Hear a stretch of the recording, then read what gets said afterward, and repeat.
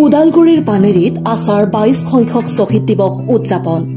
শ্বহীদ দিৱসৰ দিনটোত পানেৰীৰ অষ্ট শ্বহীদক স্মৰণ আদিবাসী ছাত্ৰ সন্থাৰ। ২০০৩ চনৰ আজিৰ দিনটোতে স্ব অধিকাৰৰ দাবীত ৰাজপথলৈ ওলাই অহা নিৰীহ আদিবাসী জনতাৰ ওপৰত জঁপিয়াই পৰিছিল অচিনাক্ত দুৰ্বৃত্তই। নিৰস্ত্ৰ আদিবাসী জনতাৰ ওপৰত দুৰ্বৃত্তই চলোৱা গুলীত থিতাতে ঢলি পৰিছিল ৮জনকৈ নিৰীহ আদিবাসী। চিৰদিনলৈ পংগু হৈ পৰিছিল কেইবাজনো। আদিবাসীসকলক আজিও আতংকিত কৰি ৰখা এই ঘটনাই আজি ২২ বছৰ অতিক্ৰম কৰিলে। ছাত্ৰ সন্থা ওদালগুৰি জিলা সমিতিৰ উদ্যোগত আৰু জানি শক্তি মহিলা সমিতি পানেৰী আঞ্চলিকৰ সহযোগত ২২ সংখ্যক আদিবাসী জাতীয় শ্বহীদ দিৱসটো এইবাৰ পানেৰী চাহ বাগিচা প্ৰেক্ষাগৃহত অনুষ্ঠিত কৰা হৈ আছে। আৰু এই ক্ষেত্ৰত খুব দুখেৰে ক'ব বিচাৰিছো, যিহেতুকে ২০৩ চনৰ ২৫ জুলাই তাৰিখ অৰ্থাৎ আজিৰ দিনটোত অসমত বসবাস কৰা আদিবাসীসকলৰ জনজাতিকৰণৰ দাবীত অসম বন্ধ ঘোষণা কৰা হৈছিলে।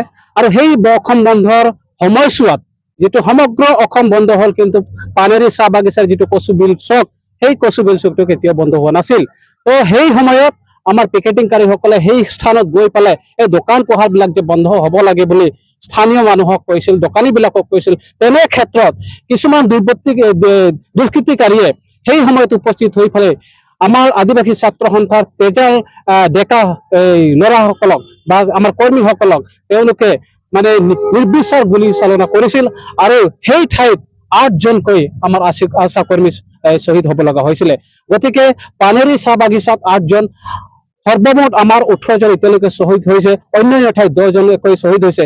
গতিকে আজিলৈকে সেই শ্বহীদক বা সেই শ্বহীদ পৰিয়ালক চৰকাৰে কোনো ধৰণৰ সেই ক্ষতিপূৰণ নিদিলে। কিন্তু আজিও ন্যায় নাপালে ভুক্তভোগীয়ে। চৰকাৰে সামান্য আৰ্থিক সাহায্য আগবঢ়ায়ে নিজৰ দায়িত্ব সামৰা কাৰ্যত প্ৰতিক্ৰিয়া প্ৰকাশ কৰিছে আছাই।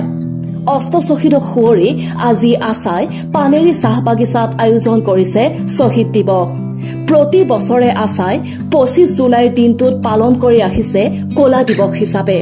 শ্বহীদ দিৱস স্থলীৰ পৰাই আছাৰ হুংকাৰ ২৬ৰ নিৰ্বাচনৰ পূৰ্বে আদিবাসী জনগোষ্ঠীৰ জনজাতিকৰণকে ধৰি সমস্যাসমূহ সমাধান কৰক। আমি বিজেপি চৰকাৰে গৰিহণা দিব বিচাৰিছো আৰু ক'ব বিচাৰিছো যে আমি দাবী উত্থাপন কৰি অহা দাবীবিলাক পূৰণ কৰক। কাষ্ট চাৰ্টিফিকেটটো কিয় পূৰণ কৰি দিয়া নাই? সামান্য এটা বস্তু বিজেপি চৰকাৰে ঢোল ঢাক বুজাই আহিছে যে বহুত ডাঙৰ ডাঙৰ কাম কৰা বুলি তেখেতসকলে কৈ আহিছে, কিন্তু আজি কাষ্ট চাৰ্টিফিকেটখনকে তেখেতসকলে সংশোধন কৰিব নোৱাৰা কাৰ্যটোৱে আচলতে তেওঁলোকৰ কলিজা নাই, দম নাই। গতিকে সেইকাৰণে চাহ শ্ৰমিকৰ হাজিৰাটো একেবাৰে নিম্ন ২৫০ টকা। আজি হিমন্ত বিশ্ব শৰ্মা ডাঙৰীয়াক ২৫০ টকা এদিনৰ হাজিৰা আমি দিম, তেওঁৰ পৰিয়ালজনে চলিব। নৰেন্দ্ৰ মোদী ডাঙৰীয়াক আমি ২৫০ টকা এদিনৰ হাজিৰাটো দিম, পৰিয়ালটো চলাব পাৰিব। যদি নৰেন্দ্ৰ মোদীৰ পৰিয়াল যদি ২৫০ টকাত নচলে, যদি হিমন্ত বিশ্ব শৰ্মা ডাঙৰীয়াৰ পৰিয়াল যদি ২৫০ টকাত নচলে, আমাৰ চাহ শ্ৰমিক, আমাৰ আই মাতৃসকলৰ পৰিয়াল কেনেকে চলিব? সেইকাৰণে কেৱল মাত্ৰ আদিবাসীসকল পিছপৰা বুলি কৈ থাকিলে নহ'ব। আদিবাসীসকলক যদি উন্নয়নৰ জখলাত যদি বগাব লাগে, তেতিয়া চৰকাৰৰ কিছুমান কৰণীয়বিলাক আছে, সেই কৰণীয়বিলাক চৰকাৰে কৰিব লাগে। সেইকাৰণে আজি এই দিনটোৰ পৰা চৰকাৰক আমি দাবী জনাব বিচাৰিছো যে আদিবাসী ছাত্ৰ সন্থাৰ যিখিনি দাবীবিলাক আছে, সেই দাবীবিলাক অতি শীঘ্ৰে পূৰণ কৰক।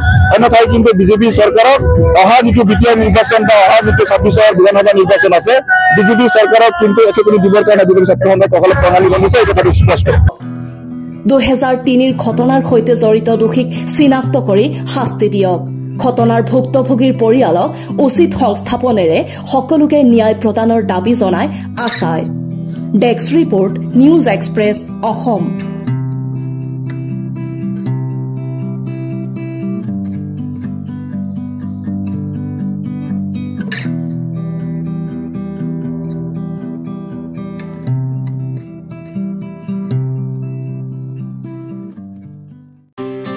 নমস্কাৰ গ্ৰহণ কৰিব। আপোনালোকক জনাবলৈ পাই সুখী হৈছো যে DNB মটৰছৰ শ্ব'ৰুম আপোনাৰ চহৰ গুৰেশ্বৰত আৰম্ভ কৰা হৈছে। গুৰেশ্বৰত এতিয়াৰে পৰা উপলব্ধ ইলেক্ট্ৰিক স্কুটি। ভূমি ইলেক্ট্ৰিক অটোমোবাইলৰ তত্বাৱধানত আৰম্ভ হোৱা সুবিধাজনক ইলেক্ট্ৰিক স্কুটিৰ বাবে আহক DNB মটৰছৰ শ্ব'ৰুমলৈ। সাধাৰণ পৰিয়ালৰ বাবে অতিকৈ লাভজনক আৰু সুবিধাজনক এই ইলেক্ট্ৰিক স্কুটি 3 ঘণ্টাত 10 টকাৰ বিনিময়ত সম্পূৰ্ণ চাৰ্জ হয়। আৰু অতি কমেও 80 কিলোমিটাৰ অতিক্ৰম কৰিবলৈ সক্ষম হয়। ন্যূনতম 64,000 টকাৰ পৰা আমাৰ ইয়াত উপলব্ধ বিভিন্ন মডেলৰ স্কুটি। ইলেক্ট্ৰিক হোৱাৰ বাবে প্ৰদূষণ ৰোধতো বিশেষ সহায়ক আমাৰ বিশেষ স্কুটিসমূহ। পেট্ৰল ডিজেলৰ অত্যাধিক মূল্য বৃদ্ধিৰ বাবেও আপুনি এতিয়া আৰু ভাবিবলগীয়া নহয়। আমাৰ সুবিধাসমূহ নিম্নতম ডাউন পেমেণ্ট, বিনামূলীয়া হেলমেট, ফাইনেন্সৰ সুবিধা আৰু ন্যূনতম সুতৰ হাৰ। আমাৰ ঠিকনা DNB motors, Bureshwar bus stand, UCO বেংকৰ সমীপত, বুৰেশ্বৰ বগামাটি ৰোড।